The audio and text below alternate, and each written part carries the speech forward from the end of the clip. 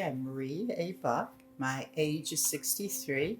I'm a postmaster for the United States of America in Utica, New York. I'm an essential employee. My name is Rebecca. I am 41 years old. I am retired, so I don't really do much in the job world. I currently stay in upstate New York, so it's right outside of Utica. David Buck, 45 years old. I am a project manager for a commercial roofing company, and I'm in upstate New York. Unfortunately, I am rated as an essential employee. So how did I react to COVID-19 before it became this huge pandemic? I was in disbelief. So I was actually traveling to Paris to see Reagan, and I spent a week there, and we started hearing about it, but we didn't take it serious. We just thought it would kind of pass, kind of like swine flu and everything else that's been in the news. So I was just not realizing its full impact. So I work for the post office, and we're the only ones that get the medicine to a lot of the seniors because we go pick up at the different drugstores daily and actually deliver it daily for the drugstores. We get mail to them. We're the only contact for a lot of the seniors, especially. They can't see their loved ones, so they see us come in and they get a little excited with it. I don't. In some ways, I'd like to be just sitting home safe in my house, but in other ways, I accepted the job. I chose it. We are still working in the field. Our office has closed down. We have been doing a lot more through phone conferences. So we've been utilizing Zoom a lot. It seems that we're doing more communication through that than when we were able to meet physically. You know, obviously, I have to take all the precautions for COVID. In the morning prepping when I leave the house, making sure that I would sterilize my hands, and before I leave, while I'm in my truck going to my job sites, when I get on my job sites, you know, wearing protective PPE, making sure that I have all that, covering my face, covering my hands. When I'm done from the job site, I get in, I remove all my PPE, I sanitize my hands again, and then onto my next job site or location. And then once I get home, you know, basically I change in my cellar, throw my clothes right in the washer, wash them that night immediately, and I go up and I take a shower to take the extra precautions. So my daily routine, I wake up in the morning and I have a cup of coffee, and I open up all the blinds in the house because the house I'm staying at with my mom has a lot of windows and it's beautiful. So I just let all the sunlight in. I love natural light. And then I do chores, I'll do laundry, I'll clean the kitchen, I'll vacuum.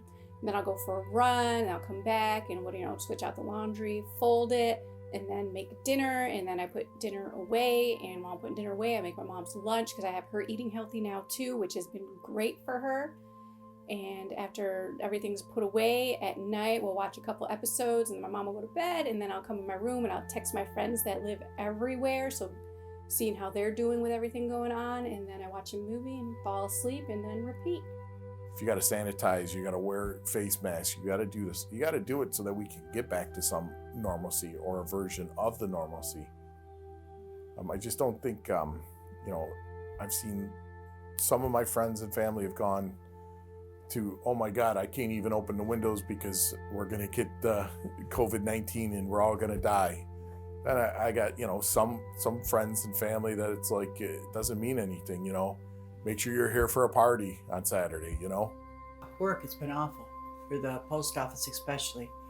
We want to make sure we're there for everybody, but we also have to keep our employees safe.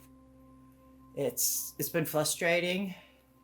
It's hard getting people to keep themselves safe too. I have to make the adjustments of sterilizing and making sure that I'm consistently clean. And I mean, I'm eating my hands away with sanitizer. So for me, it's just the impact that it's had on, you know, being around people in general. I think the biggest impact on me is just watching other people go through it. People just aren't doing what it is because society can't handle change, and a lot of people don't like change. They're accustomed to their daily routines and they can't adapt to it. And the rest of the society is just, they want to be against the government. So they're going to continue to extend it out longer. COVID-19 has affected my coworkers in a lot of ways. Some of them are very, very cautious. Some of them have the attitude it's not going to happen to me. And there's the ones I'm really worried for. My biggest fear with the pandemic is that it's just not going to go away. That we continue having people not doing what they should do and not, keeping clean, not following social distancing, not staying at home. That it's just not going to go away anytime soon. And that's my biggest fear is I'm not worried about me and my actions and what I do during this pandemic.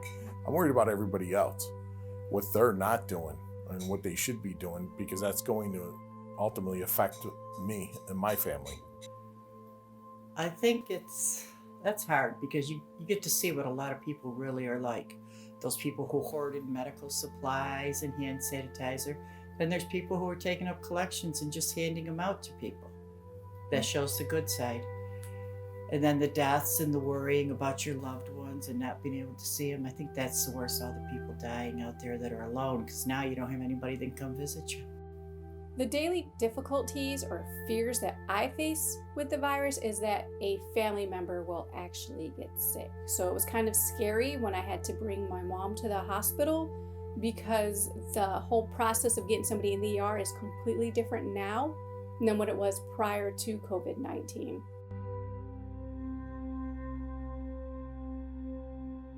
So now it's almost like you're dropping a human off as if they're a donation. You just leave them at the door, and then they're taken into the hospital and you can't accompany them. My mother, who goes to the hospital because she thinks she has COVID and it's, more serious than, or as serious as COVID, because she doesn't like to take care of herself. You have no idea what's going on, what the process is, if they're being seen, if people know they're there. Like, it's really scary. So the unknown definitely sucks.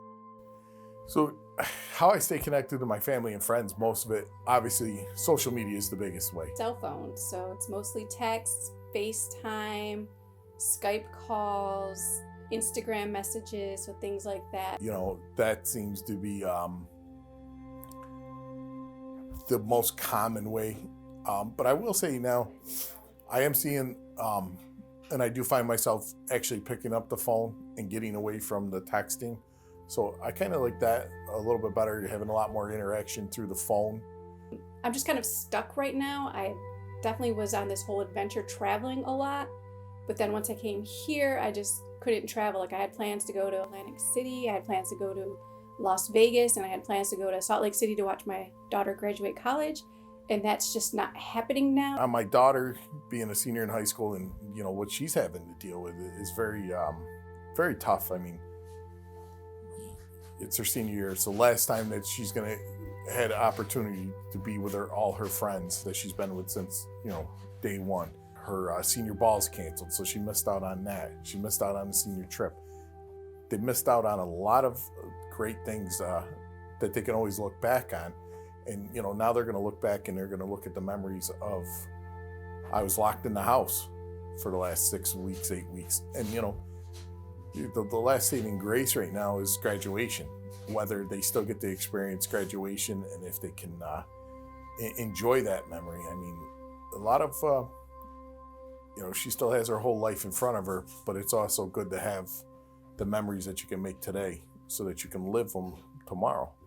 And she's just not going to have that opportunity, So I feel bad for a lot of the seniors, obviously my daughter the most, because my senior year, what little I had of it, it was fun. It was a great time. So for her to go out and experience, it's horrible that she doesn't get that opportunity. I think it's starting to come to an end, but I think it's never going to be as it was before. I think it's definitely going to be different. I think people are going to act differently towards each other.